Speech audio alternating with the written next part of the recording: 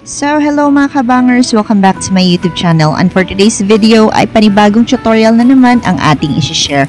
So, today mga kabangers ay ituturo ko sa inyo kung paano natin ililink or i-connect ang ating Visa GCash card sa ating GCash account.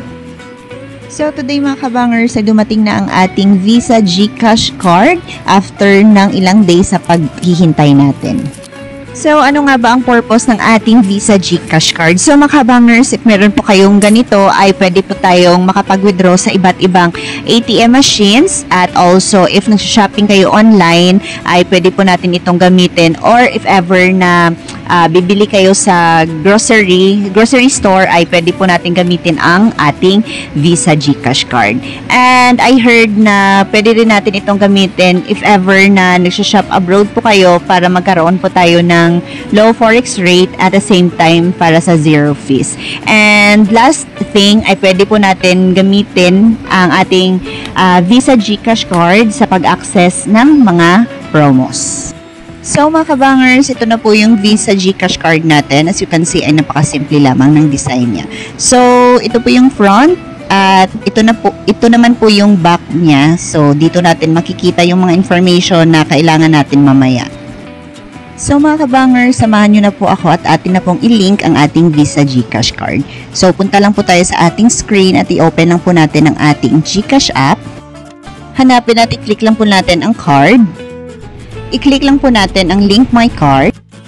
Magsisend po sa atin si GCash ng 6-digit authentication code. So atin lang po i-type yung na-receive nating text message. Next step po ay kailangan nating i-enter yung card information natin. So, the last 4 digits of our card and at the same time yung virtual account number natin. So, mga kabangers, makikita lang po natin yan sa likuran ng ating card. So, tingnan lang po natin doon at i-input yung numbers na nakalagay sa ating likuran ng card. Let us click next.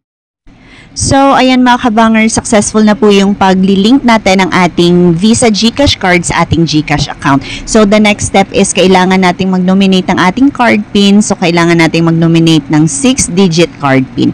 So, ito po yung magsisilbing password natin if ever na mag-withdraw po tayo sa mga ATM machines. So, mga kabangers, take note lang na kailangan nating tandaan yung password na or card PIN na ilalagay natin dito para po hindi tayo magka-problema if ever na mag-withdraw na po tayo sa mga ATM machines.